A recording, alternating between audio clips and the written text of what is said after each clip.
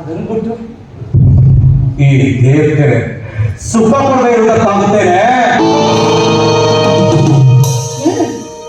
ನಿನ್ನ ದೇಹಕ್ಕೆ ಸುಖ ಬೇಕು ಅನ್ನೋದೇ ಆದ್ರೆ ನಿನ್ನ ತಾಯಿ ನಿನ್ನ ನಿನ್ನ ತಂಗಿ ಇವರುಗಳ ಜೊತೆ ಹೋಗಿ ನಿನ್ನ ಸುಖನ ತೀರ್ಕೊಳ್ಳೋ. ಬಡವರ ಮನೆ ಹೆಣ್ಮಕ್ಳುಗಳನ್ನ ಕೆಡ್ಕೋದು ಅಲ್ಲದೆ ಅವರುಗಳಿಗೆ ನೋವು ಕೊಟ್ಟು ನೀನು ಸುಖ ಅನ್ಬೋದ್ಯ. ನೀನು ಕೂಡ ಒಂದು ಹೆಣ್ಣಿನ ಹೊಟ್ಟೆಯಲ್ಲಿ ಹುಟ್ಟಿರೋದನ್ನ ಮೊದಲು ಕೇಳ್ಕೊ. ಹೌದು, ನಾನು ನೀವಿಬ್ಬರು ಹುಟ್ಟಿರೋದು ಹೆಣ್ಣೊಟ್ಟೆಯಲ್ಲೇ. ಆದರೆ ಅವರ ಕಾಮದಾಟದಿಂದಲ್ವೇ ನಾವಿಬ್ಬರು ಹುಟ್ಟಿರೋದು.